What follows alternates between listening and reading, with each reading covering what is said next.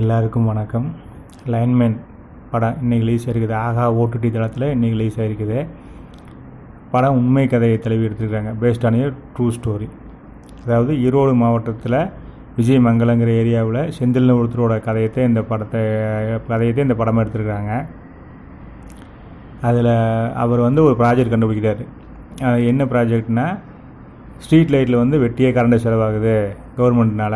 அதை சேவ் பண்ணுறதுக்கான ப்ராஜெக்ட் தான் அது. அதாவது சாயந்தரம் சூரியன் மறைஞ்சதுக்கப்புறம் ஆட்டோமேட்டிக்காக வீதி லைட் எரிஞ்சிக்கு, காலையில் சூரியன் வந்தோடனே ஆட்டோமேட்டிக்காக லைட் ஆஃப் ஆகிக்கும்.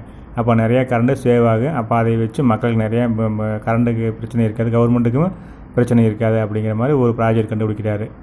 இதுதான் பேசிக்கு.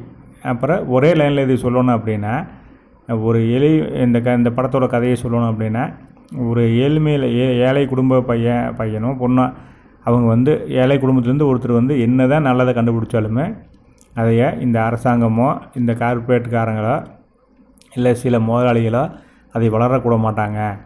அதை இன்னுமே போட்டு அடித்து மட்டை கீழே கொண்டு போவாங்க அப்படிங்கிறதான் இந்த உண்மை கதை. அதுதான் இந்த படத்தில் அதுதான் சொல்லிக்கிறாங்க.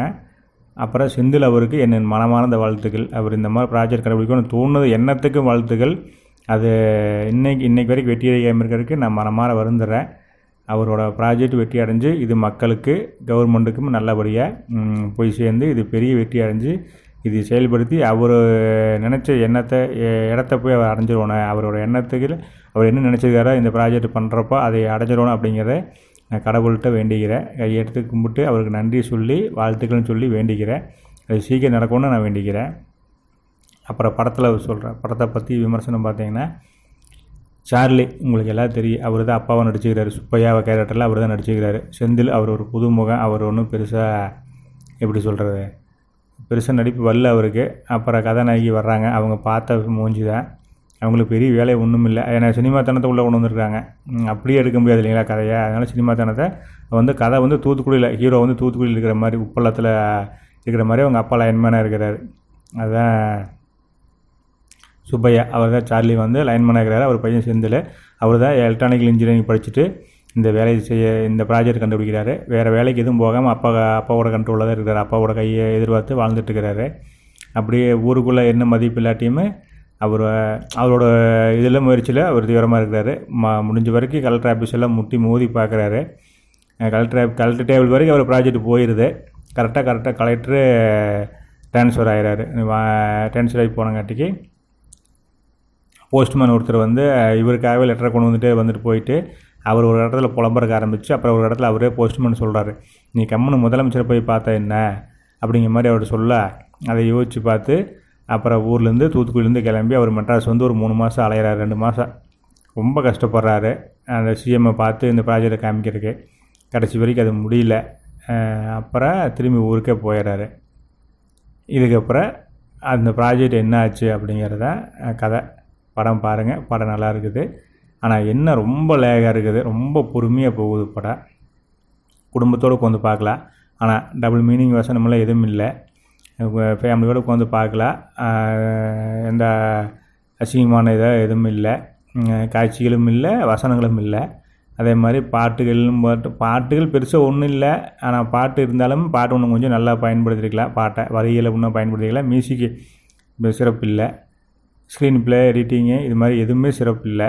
இன்னும் கொஞ்சம் சிறப்பாக பண்ணியிருக்கலாம். ஆனால் இருந்தாலுமே பொழுதுபோக்கு பார்க்கலாம், ஃபேமிலியோடு பார்க்கலாம். அதாவது சொல்ல வர்றது என்னென்னா, ஒரே லைனில் சொல்லணுன்னா, ஏழையாக இருக்கிறவங்க என்ன தான் நல்லதை கண்டுபிடிச்சாலுமே பணம் இல்லாட்டி, அதிகார சப்போர்ட் இல்லாட்டி, அதாவது நம்மளுக்கு பக்கத்தில் சொந்தக்காரங்க ஏதோ அரசியல் கட்சியிலையோ ஏதோ ஒரு பவரில் இருந்தால் மட்டும்தான் நீ கண்டுபிடிச்சாலும் சரி கண்டுபிடிக்காலும் சரி பெரிய ஆளாக முடியும். நீ நல்லதே கண்டுபிடிச்சாலும் சரி கையில் காசு இல்லாமல் நீ ஏழையாக இருக்கிற, ரொம்ப வறுமை கூட்டு கீழே இருக்கிறீங்கன்னா உன்னோட திறமையை இந்த உலகம் பாராட்டாது, இந்த அரசாங்கம் உன்னை மதிக்காது அப்படின்னு தான் சொல்கிறாங்க.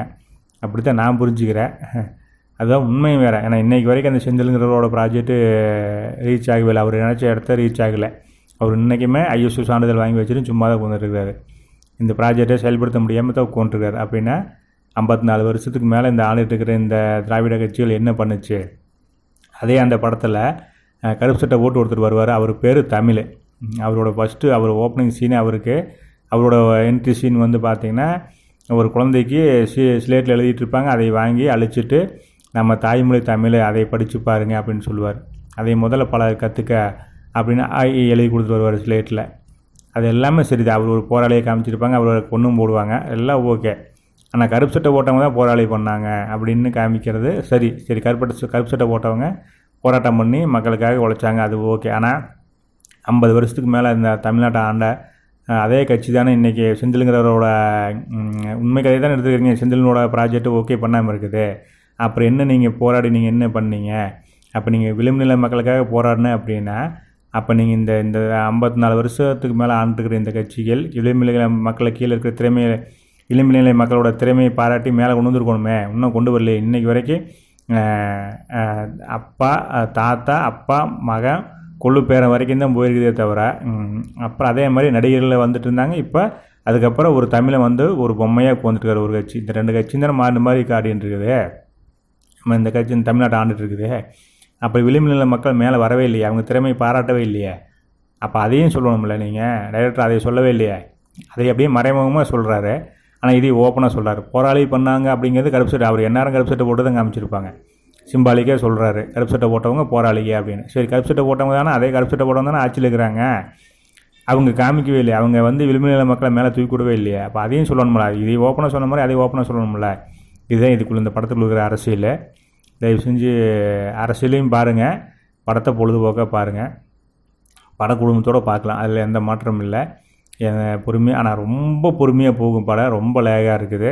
எடிட்டிங்கு ஸ்க்ரீன் பிளேன்னு பெருசாக ஒன்றும் இல்லை. அவர் புது டைரக்டருங்காட்டிக்கு என்னமோ நடிப்பு வரவே இல்லை அவர் ஹீரோவுக்கு. சார்லி பெரிய ஆக்டரு, ஆனால் அவருக்கு நடிக்கிற அளவுக்கு இந்த படத்தில் பெரிய இது இல்லை, வேலை இல்லை படத்தில். அப்புறம் கதாநாயகி அப்புறம் இப்போ போல தான் சும்மா வருவாங்க போவாங்க, அது பெருசாக ஒன்றும் இல்லை. அப்போ நிறைய கேரக்டர்ஸ் உள்ளே வருது. அந்த ஏரியாவுக்குள்ளே இருக்கிற டீ கடைக்காரில் ஒரு ஊமையாக படிச்சிருக்கிற அவர் நடிச்சுக்கிறாரு. அப்புறம் அவரோட ஃப்ரெண்டு பீட்டராக ஒருத்தர் வராரு ஆட்டோ ஓட்டிட்டு.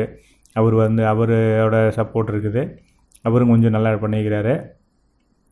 அப்புறம் கந்து வட்டிக்காரங்க அந்த பிரச்சனை, இது எல்லாமே அரசியல் தான். கந்து வட்டி வந்து ஒழிக்கணும். அப்புறம் ஒரு ஹீரோயினோட ஃப்ரெண்டு ஒருத்தர் கல்யாணம் பண்ணி போய் புருஷன் வந்து குடிச்சிட்டு அடியாகி நடிக்கிறேன் அப்படின்னு ஒரு கதை, ஒருத்தரோட கதை வரும் உள்ளுக்குள்ளே. கிளை கதைகள் அதெல்லாம். அது வந்து பிராண்ட் ஸ்டோரி.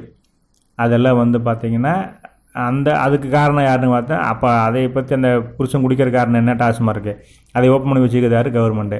எப்போதுக்குள்ளே பார்த்தாலும் அரசியல் போகுது. ஆனால் அதை மட்டும் வெளிப்படையாக சொல்லாமல் மேலோட்டமாக சொல்லிக்கிறாரு டைரக்டர். இது எப்படி போராளியாக இருக்கிறது கருப்பு சட்டைக்காரரு அப்படின்னு ஓப்பனாக சொன்னீங்களா, அதே மாதிரி இந்த தப்பு பண்ணுறது கருப்பு சட்டைக்காரங்க அப்படிங்கிறத ஓப்பனாக சொல்லியிருக்கோன்னு. அது யாருக்கு பயந்துட்டு சொல்லாமட்டாரா இல்லை வேணுன்னே சொல்லாமட்டாரான்னு தெரியல. அது என்னை பொறுத்தளவுக்கு அது தப்பு. படம் பார்க்கலாம், பெருசாக எல்லோரும் இது பார்க்கணும். நம்ம மக்கள் இருக்கிற பெரிய முட்டாள்தானே பில்டப் எந்த படத்தை ஓப்பனிங்கை பயங்கரமாக பண்ணுறாங்களோ அந்த படத்தை போய் பார்க்குறது நம்ம முட்டாள்தனமாக இருக்குது. இந்த மாதிரி படத்தையும் பாருங்கள். இந்த மாதிரி கண்டென்ட் அருமையான கண்டென்ட்டு. இந்த மாதிரி ஒரு மனுஷன் ஒரு மக்களுக்கு நல்லது பண்ணுறதுக்காக ஒரு விளிம்பு நிலை மனுஷன் போராடுறாரு அப்படின்னா அதை வந்து உலகத்துக்கு தெரிய வச்சதுக்கு டைரக்டருக்கு ரொம்ப நன்றி. அதே மாதிரி இதை நம்ம பார்த்து அவர் சப்போர்ட் பண்ணால் இன்னும் நிறையா பேரோட திறமை ஒளிஞ்சு கிடக்கு தமிழ்நாட்டுக்குள்ளே இந்தியாவுக்குள்ளேன்னு பல இடத்துல இருக்கேன். அதையெல்லாம் எடுக்கிறதுக்கு முயற்சியாக இருக்கேன். தயவு செஞ்சு மக்கள் சப்போர்ட் பண்ணுங்கள். எல்லாருக்கும் ரொம்ப நன்றி. எல்லா இடத்துக்கும் நல்ல எண்ணங்களே விதைப்போம். உலகம் சமநிலை பெற வேண்டும்.